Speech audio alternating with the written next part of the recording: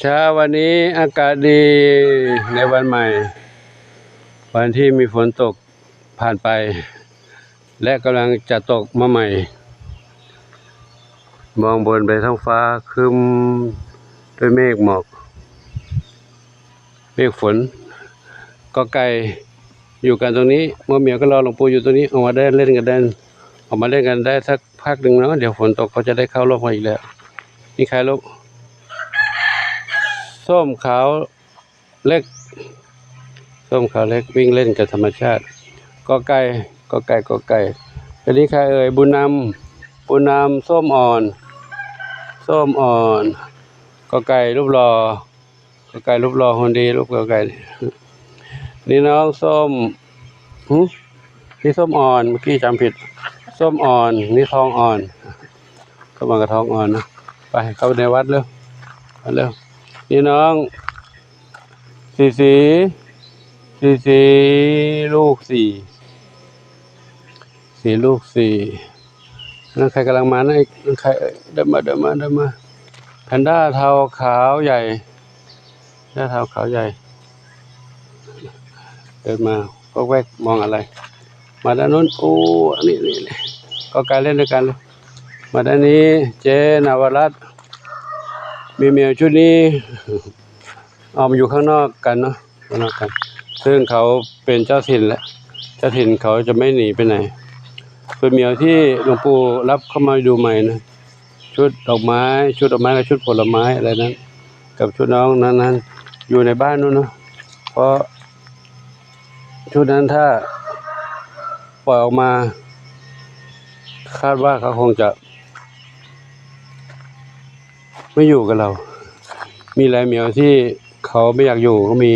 ออกไปก็มีออกมาแล้วไม่อยากอยู่ชุดนี้เขามานี่เขารักกันดีครับอยู่ด้วยกันได้คือหลวงปู่ก็จะไม่บังคับเหมียวให้ต้องอยู่ในสถานที่กักขังนะจะไม่กักขังถ้าเหมียวไหนที่ต้องการมาอยู่ข้างนอกก็ให้อยู่ข้างนอกอยู่ไหนที่ยังไม่ให้มาอยู่ข้างนอกก็อยู่ข้างในนั้นได้ถ้าเขาอยู่ข้างในได้ก็ต้องอยู่ถ้าเขาอยู่ข้างในแล้วไม่อยากอยู่เขาก็พยายามดิ้นหนีปีนป่ายออกมาได้อยู่นะแต่ข่ายการแมวไม่ใช่ได้เพราะหลวงปู่ไม่ได้กันด้านบนเขาก็สามารถปีนขึ้นไปได้ถ้าเขาทะเลาะกันปีนต้นไม้กระโดดออกไปไกลๆได้อยู่อันนี้ใครเอ่ยอันนี้น้องจามจุลีกับจินตลาอยู่ตรงนี้เนาะเข้ามาข้างในบ้านไม่ใช่ในบ้านในกุฏิบ้านหลังเก่าบ้านหลังเดิมก็เดี๋ยววันนี้ถ้าฝนไม่ตกจะออกไปรับน้องเหมียวที่มีผู้แจ้งมาว่าอยู่ที่ศาลาโน่นนะใครนี่ทัพทวีไม่ไปไหนแล้วทวีนั่งอยู่เก้าอี้หลวงปู่นี่เลยมืดอยู่เลยครับเดี๋ยวไปดูน้องเหมียวในบ้านก่อนเนาะอยู่ในบ้านก่อนมีอะไรยังไงก็ค่อยติดตามชมมันเนาะครับมีเมกินอาหารแล้วแหละหลวงปู่ให้อาหารเม็ดก่อนออกบิณฑบาตแล้วเนาะเดี๋ยวค่อยเติมให้ใหม่เนาะช่วงนี้เหมียวใหญ่ข้างนอกนี้กินอาหารเม็ดกันลูกเนอะอาหารเปียกก็ให้น้องเหมียวเล็กในบ้านในคอกเล็กกงกินก็ไก่ก็ไม่มีปัญหาอะไรลูกเนาะไก่หน้าฝนนี่กินอาหารจากธรรมชาติด้วยกินอาหารจากก้นบาทด้วยอาหารข้าวก้นบาทหลวงปู่ให้ทุกวันกับอาหารที่มีจากธรรมชาติเขาหากินได้อยู่ดูน้องเหมียวข้างในเข้ามาในบ้านแล้วแม่รออยู่เอามากันเยอะแล้วอยู่ข้างบนน้องก็มี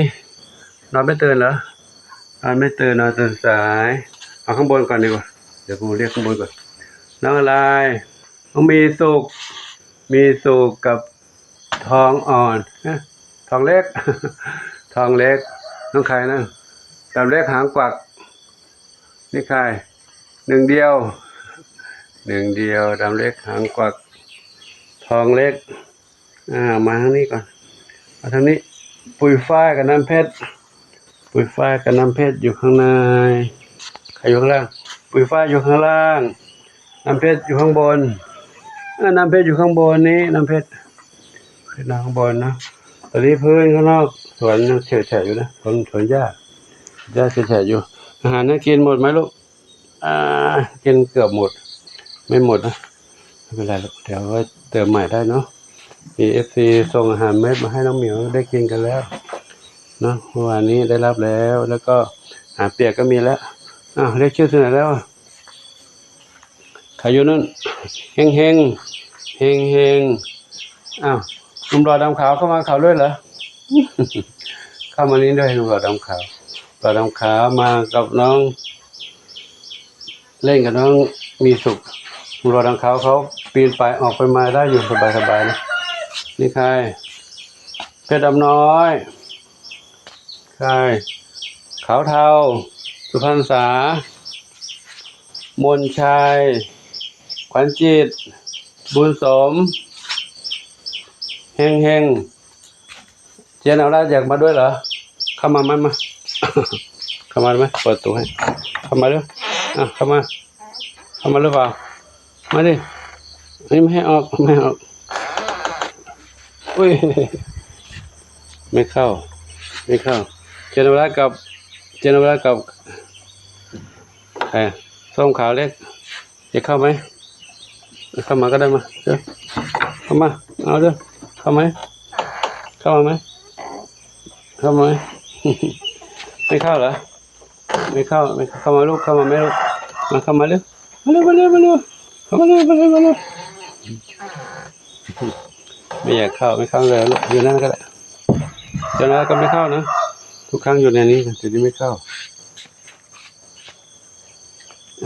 เดี๋ยวไปดูนู้นก่อนเนาะนี่แหละข้างบนดูข้างบนนั้นข้างบนไม่ลงมาไม่เป็นไรหรอกเอานั่งก่อนก็ได้คือถ้าเขาไม่หิวไม่อยากลงมาไม่หิวก็ไม่ลงมาถ้ากินอาหารแล้วก็สลับสบายปลอดภัยเดี๋ยวดูน้องก่อน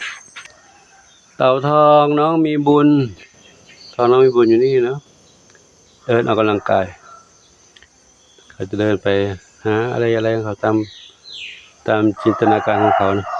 มีผักมีหญ้ามีพืชอาหารให้เขากินอยู่แล้วที่นี่สบา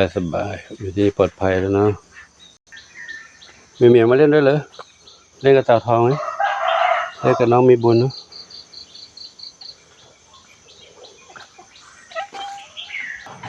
ส่วนเหมียวที่ได้รับแจ้งว่าอยู่ที่ศาลาหนองโป่งก็เดี๋ยวให้ฝากบอกชาวบ้านแล้วถ้าเขาเจอเขาให้ฝากเขาจับมาด้วยก็เขาจะจับคล่องแคล่วกว่าหลวงปู่ถ้าอย่างไรเดี๋ยวปู่ก็จะช่วยเสริมให้เอากรงอะไรไปให้เขาเนาะถ้าเขามาเอากรงถ้าเขาเจอแล้วเขาจะมาเอากรงที่วัดไปใส่มาหรือจับด้วยวิธีไหนก็ให้เขาจับมาแล้วกันเนาะน้องอะไรนะส้มขาวใหญ่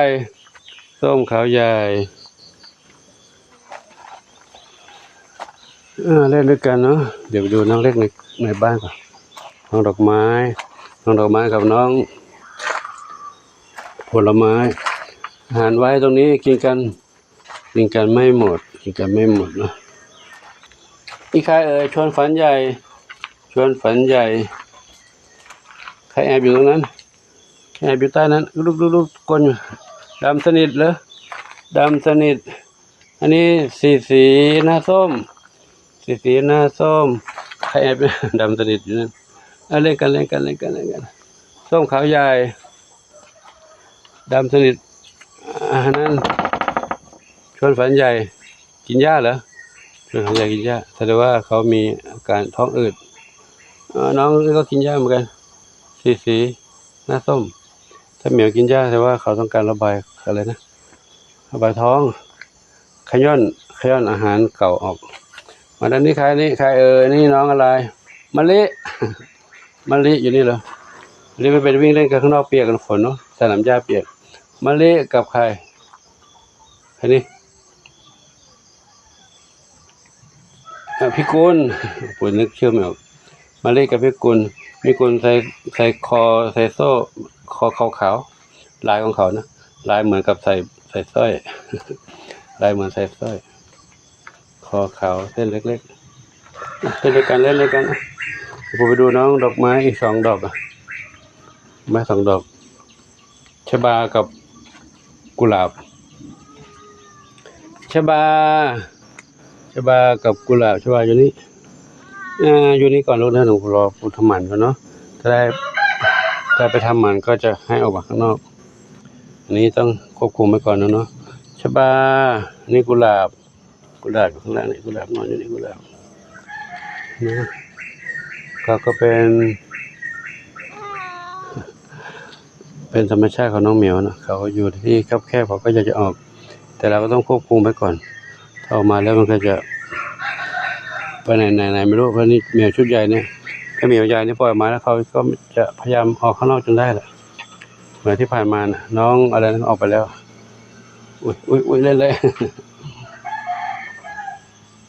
ออกไปแล้วก็หาไม่พบเลยน้องดำสนิทไม่ใช่ดำจมูกแดงไปเจอที่สวนนู่นนะสวนชาวบ้านเขาบอกว่าอยู่ที่บ้านเขาถ้าอยู่ที่นั่นก็ให้เขาอยู่นั่นเพราะว่าถ้าเขาดูแลอยู่ก็ได้ก็ดูแม่ของน้องเนี่ยแม่ของน้ำตาลส้มหน้าส้มเนี่ยแม่ของสีหน้าส้มเนี่ยคือจะดำหนวดแม่ดำหนวดไปเอาไปอยู่ข้างนอกแล้วกับน้องอะไรจำชื่อไม่ได้แล้วถ้าไม่ได้เรียกทุกวันนึกชื่อไม่ออกแล้วสมองเสื่อม สมองเวอร์แล้วจำอะไรไม่ได้แล้วถ้าเรียกทุกวันก็นึกอยู่เหมือนกันนี่ยังจำได้อยู่นี่น้องมะลิเป็นอะไรมะลิกับชวนฝันใหญ่ต้องเรียกทุกวันถึงจะจำได้งั้นเดี๋ยวก็ลืมเหมียวเยอะอะไรเหมียวมาทางนี้เหมียวดอกไม้ไม่ใช่เหมียวผลไม้ผลไม้ทั้งห้าก็อยู่ในบ้านในกองกันน้องเลิกจริงๆแล้วความจริงแล้วหลวงปู่ก็ไม่อยากขังเขาหรอกแต่ด้วยเหตุจำเป็นเนาะด้วยเหตุจำเป็นขอให้ FC เข้าใจหลวงปู่ด้วยนะว่าด้วยเหตุจำเป็นเท่าที่เลี้ยงมาถ้าเราปล่อยไปเลยตอนเขาเล็กๆเนี่ยเขามีโอกาสเป็นไข้เป็นหวัดเป็นไอเป็นอะไรได้เนาะถ้าเขาอยู่ในเฉพาะกลุ่มของเขานี้เขาจะไม่ค่อยเป็นโรคอะไรนะเพราะกลุ่มเขา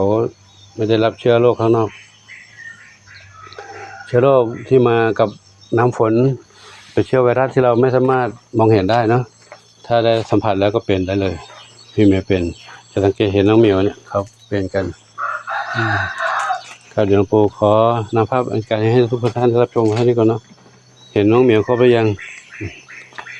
ครบแล้วเนาะครบป่ะไม่รู้ไม่ครบหรอก อยู่หลายๆที่อยู่นะแต่ปูเปี้ยนอย่างนี้ก็ไม่ครบนะพูดถึงโรคภัยที่มากับธรรมชาติทุกคนก็มีโอกาสได้เป็นได้ถ้าภูมิเราไม่แข็งแรงพอนะภูมิต้านทานไม่แข็งแรงพอก็เป็นได้เหมือนกันหรือว่าคนหรือสัตว์เป็นเหมือนกันตอนนี้ที่หลวงปู่เป็นนี้ก็เป็นโรคผู้สูงวัยด้วยแล้วที่มึนหัวก็เกี่ยวกับระบบเลือดลมในร่างกายแล้วก็สายตาเราด้วยสายตาถ้ามองอะไรที่อุบัติมองแบบที่หันซ้ายหันขวาเร็วเกินไปสมองเราเลือดไปเลี้ยงสมองไม่พอทำให้แล้วสายตาเราต้องหลวงปู่ใส่แว่นตาด้วยนะแว่นตามองครั้งถ้ามองไม่ชัดก็เบลอเวียนหัวเหมือนกันทำให้เวียนหัวเหมือนกับคนเมารถนะเหมือนคนเมารถคล้ายๆกันปูบ้าเวียนหัวโลกหมุนไปประมาณนี้เนาะเอาละหลวงปู่ขอยุติเท่านี้ก่อนเนาะอีกอย่างหนึ่งขอแจ้งข่าวอีกนิดนึงน้องอะไรดวงฤดีน้องดวงฤดีจากไปแล้วเนาะดวงฤดีจากไปแล้วเมื่อเช้าหลวงปู่มาดูตอนเช้าก่อนออกบิณฑบาตก็ยังเขาหลับไปแล้วหลับด้วยความสงบนะก็เขาทำหมันมาแล้วแต่ว่าช่วงที่ทำหมันนะหมอก็แจ้งแล้วว่าเขาเป็นโรคถุงน้ำในช่องท้องถุงน้ำในช่องท้องเหมือนกับน้องอะไรดวงฤดีเหมือนกับน้องหนึ่งอนงดวงฤดีหนึ่งอนงเป็นโรคคล้ายๆกันแล้วก็น้องบุญชัยด้วยบุญชัยก็เป็นโรคนั้นก็เป็นโรคเกี่ยวกับตับและโรคท้องพองเนาะน้องดวงฤดีที่จากไปเมื่อคืนนี้ก็ท้องพองเหมือนกันตอนที่ทำหมันมาก็ท้องก็ก่อนที่จะทำหมันท้องก็พองแล้วหมอตรวจเจอแล้วแหละแต่ว่าเราไปทำหมัน เลยออกมาเขาเลยอยู่ไม่รอดจากไปแล้วนะเดี๋ยวไปดูหน่อยก็ได้ผมพูยังไม่ได้เก็บร่างเขาไปเผาให้เขานอนอยู่ในกรงนี้เนาะเพื่อจะได้ไม่ให้ไป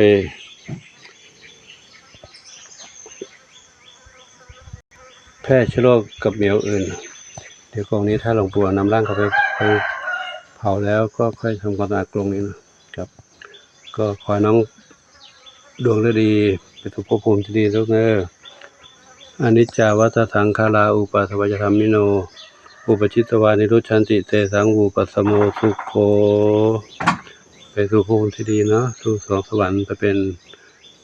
นางฟ้าบนสวรรค์ลูกเนอชาตินี้เราหมดกรรมในชาตินี้แล้วเนาะขอให้น้องไปดีลูกนะ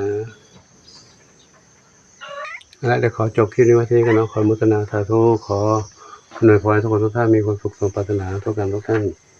สาธุอายุวโนสุขังพระลัง